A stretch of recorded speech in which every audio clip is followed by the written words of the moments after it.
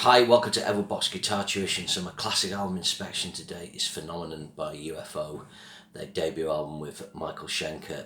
It's 50 years old this month. I'm not sure on the release date, but it was released in May 1974, 50 years old. So this album first came into my life, I imagine, sometime in 1981, I think. My brother I had the lights out on. My middle brother became a big UFO fan. He had No Place to Run, Wild, the Willing and the Innocent, I think, probably got Obsession. So I'm not sure when he bought it. I have a feeling he bought this with Fawcett at the same time. I could be wrong, or maybe it was No Heavy Petting. He'd probably been on some adventure to a city and found a Virgin or an HMV where they would stock these albums. So I always liked this album. Not classic in the sense of Lights Out or Obsession, but I think a really consistent record. It's interesting to think, in a weird way, it's kind of like a proper debut, you know, that those first two albums really are fucking bands, really. When they're a kind of space rock band, there's just not really any quality to them, not any quality of the songs, the guitar playing, lyrics, the production's terrible. They're really overcooked, like they're recorded with too much kind of signals, a lot of distortion.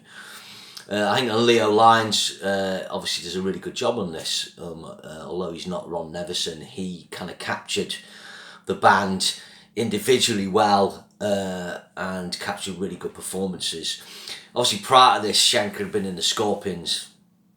If you listen to the Lonesome Crow album, there's flashes of the Schenker we'll eventually get to see, but it really on that album he comes across as a 16-year-old who's very talented and is moving in the right direction to me. If you go online, you will find there's a bootleg of a Scorpions gig really well recorded on the Lonesome Crow. So about 1973, and this will be the time in the era when the Scorpions will support UFO and Schenker will get poached. Obviously he stands in because Bernie Marsden, there's a passport issue. Famous story, but Schenker does a kind of solo spot on this Scorpions gig, and you can hear you can hear the Schenker we know and love. They actually recorded a track, Give Her the Gun, as a single. Don't know why it's not on the album, this. But he does some fiery stuff on that, and you'll probably find television footage, I think, from 73 as well. The 18-year-old Michael Schenker arrives, and by the time this album comes out, he'll be 19, but I suspect some of this is recorded when he's 18, which is quite extraordinary, really.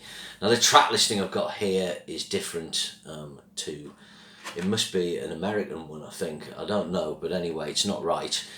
So I'll look at this. So it opens with the track Oh My, Schenker Mogwai, Andy Parker composition. This is a great opener, this. It's got a really cool groove. Really like Schenker's chord, that bam, that he plays. Great fills on this. Little pitchy, the vocals, little vocal harmonies, a little flat on this. But a really good opener.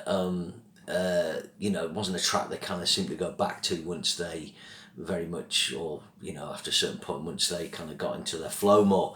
But I always really like this track. And the next track is Crystal Light, which this kind of shows the two sides of it. This album's very much rock and light, acoustic. Quite a sort of heavy chorus, a bit of distortion comes in, and a great kind of soloing from Michael Schenker on this. I've always really liked this track. Phil Moggs does a great vocal. Then track 3 is a track that needs no introduction, Doctor Doctor. Let's be honest, to me it's their Smoke on the Water, their Paranoid. I think UFO did better tracks. I always felt that about this track, actually. It's not because I got bored of hearing it. It was never my favourite UFO track. But it is a staple of classic rock. Obviously, there's quite a few versions of this, but this is the original one. Really cool intro. That lovely guitar line by Schenker. Kind of showing his maturity there, really. It would be easy for him to kind of put in something more frenzied on the soloing, but he goes with that melody. Not really a lot I'll say about it. Everyone knows the track. It's a classic. And then you got Space Child. Again, this is back got a nice 6/8 feel on this, which is a really popular feel for sort of rock ballads then. Great Dorian solo on this, so guitarists will know the Dorian mode. It gives it a kind of jazzy feel. Schenker does a great solo on this. I think it's a really good track. And then it finishes with another UFO classic, Rock Bottom. Again, one of my all-time favourite guitar solos. Furthest to Doctor Doctor. Again, I'll probably get, tired of hearing it. I think what's interesting in this track is the heaviness that Leo Lyons captures on this. I think this is a track where you really hear the band, individual performance. He's got a lot of punch on the drums, very good performance from Andy Parker on this.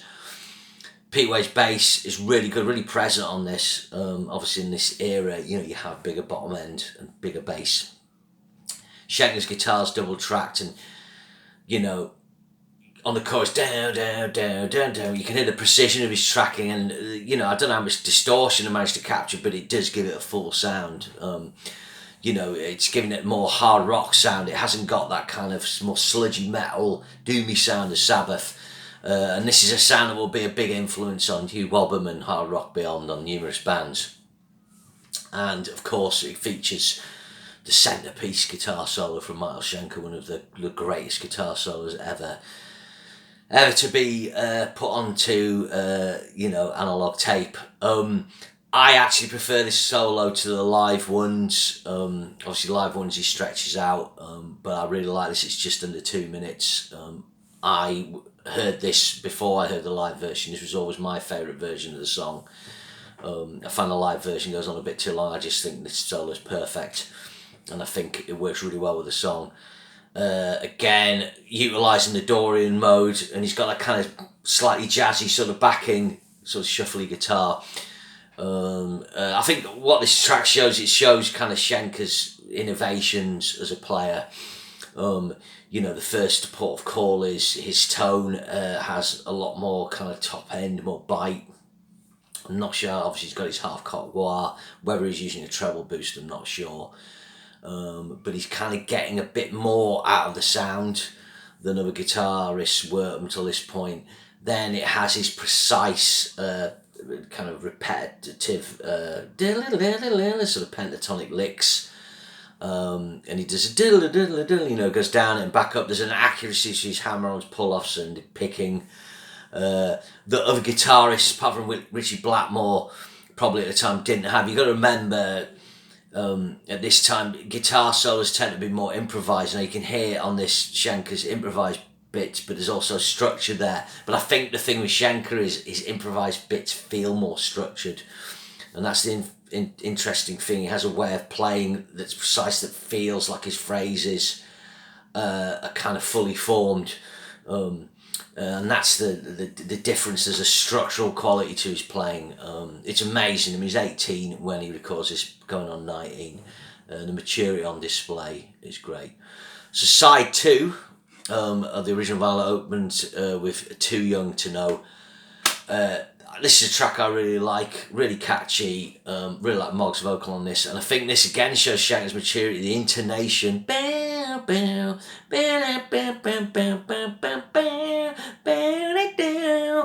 think you might double track this, but there's a sweetness to the bends on this. He barely bends a note wrong on this. There's some tracks where you're like, he just kind of undercooks that a bit, but you got to remember it's very difficult recording. You got cans on. Most people kind of stood up in a live room with an amp blaring. It's not like now I can sit in a control room when I record, and it's kind of easy to kind of dial things in.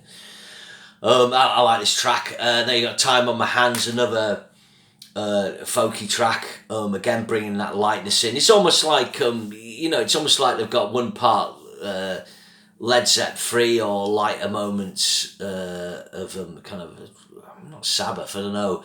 I think Zepp would be a good example there. If you take Zeppelin's lighter moments and then the heavier moments, that's kind of where UFO are kind of dialing in from, the Cream, I guess.